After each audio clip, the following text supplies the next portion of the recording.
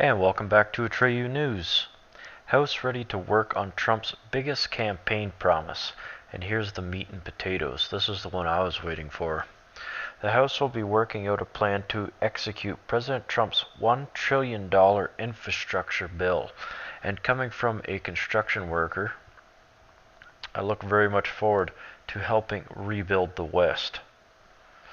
The Washington Examiner reported, a key House committee next week will begin the slow process of turning President Trump's aspiration of $1 trillion infrastructure initiative into reality.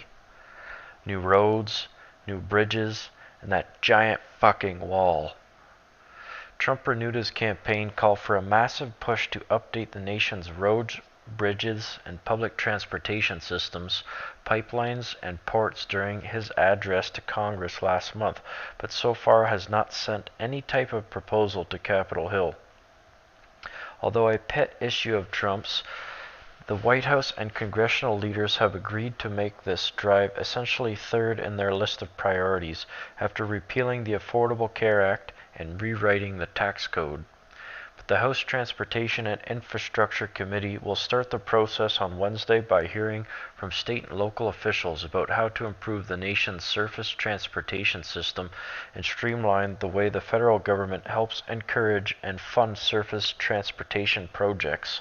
Trump gathered a handful of business leaders, entrepreneurs, and even one environmental advocate at the White House this week to begin sketching out his vision for rebuilding the nation's infrastructure, which reportedly includes high-speed rail, according to the Wall Street Journal, which was permitted to attend the private Oval Office meeting. From what I understand, the giant wall will have a bullet train on the top of it for both getting from one side of the country to the other, and something about America to Mexico type of deal, which is quite exciting to see that. The infrastructure of the country needs badly to be rebuilt. And I just feel grateful that it's my generation that gets to do it. Shocking. Anti-Israel women's rights activist displays gullibility on Twitter. Anti-Israel activist Linda Sarsour, what the fuck kind of name is that, was arrested on Wednesday, March 8th in New York City for disorderly conduct, but she is also a pro-hijab activist, and shortly after she was arrested, she displayed her gullibility in an attempt to promote a woman's right to wear a hijab. Porn star Mia Khalifa was promoted on the pornography network Brazzers using her alleged advocacy for women's rights and the hijab in a promotion meme. She allegedly gave a speech at Brazzers University to promote her rights to the hijab and was quoted as saying, "Hijab is my choice, not compulsion."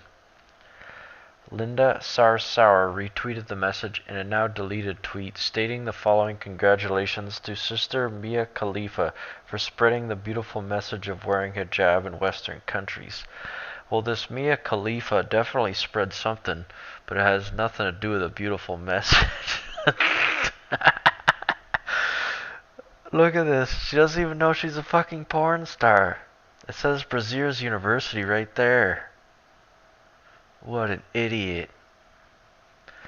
Man, that's hilarious. Unbeknownst to Sarsour, Khalifa is indeed one of the leading acts for Brazzers Network and one of the only known Arab American porn stars in existence. According to Wikipedia, she was born in Lebanon and is a Lebanese American who emigrated to the United States when she was 7 years old.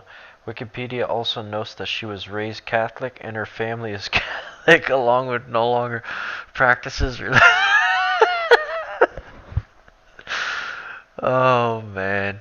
Linda Sarsour fell for the pornography meme bait, hook, line, and sinker. See what we're up against? These people are fucking retarded.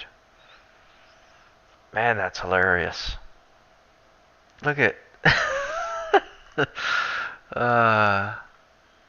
sad. Despite NPR being defunded in Trump's budget, look what will happen instead.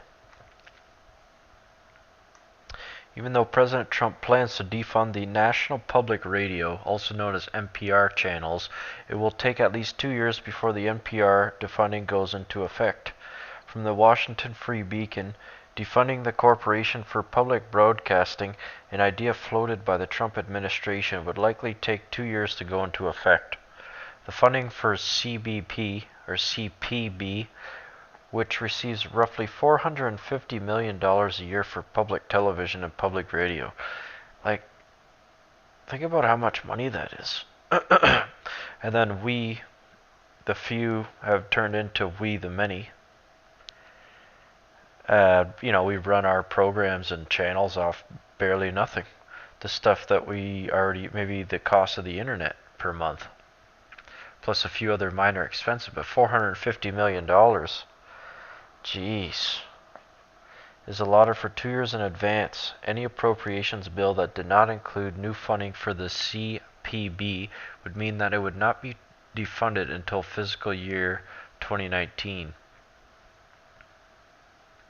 President Donald Trump is expected to release his budget blueprint on Monday. Transition officials have signaled that the president plans dramatic cuts, including privatization, the CPB, and eliminating both the National Endowment for the Arts of Humanities. The move would cut funding to the National Public Radio, widely considered liberal learning, which recently failed to disclose during an interview with Trump-bashing former CIA analyst Ned Price that he was a Hillary Clinton donor. That's awesome. It sounds like this, that the MSM is going to be defunded. Whatever money they were getting to promote the psychotic liberal illusion is coming to an end. Exact funding that the NPR receives from the taxpayer is unclear. The CPB allows $99.1 million of its $445 million budget to public radio in the form of grants. Roughly $69 million are unrestricted grants for producing local content and covering station costs, and $22.8 million are restricted, which are used to acquire and produce programming that is distributed nationally. You ever notice how they call it programming? It's because that's exactly what they're doing. They're programming your conscious and subconscious mind. They program your conscious mind with words, propaganda, and hate. And they program your subconscious mind with symbolism. What people don't realize is that symbolism is the language of the subconscious mind. The CBP, however, lists $1 million in station grants to NPR for 2015. NPR also operates the public radio satellite system as interconnected system for over 1,500 location stations. In 2014, the CBP issued 410 grants to 1,119 public radio stations.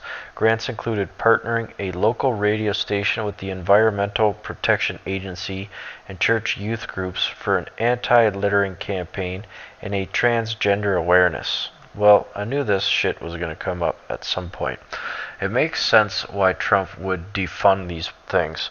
If they're pushing a transgender awareness, transgender is a mental illness that goes against the grain of natural law. And on a path of transgender, you would reach a point where humanity does no longer exist. There is no male, there is no female, everybody's asexual, and everybody's mentally ill. So, good, defund them. All of them. What they promote is suicidal for humanity.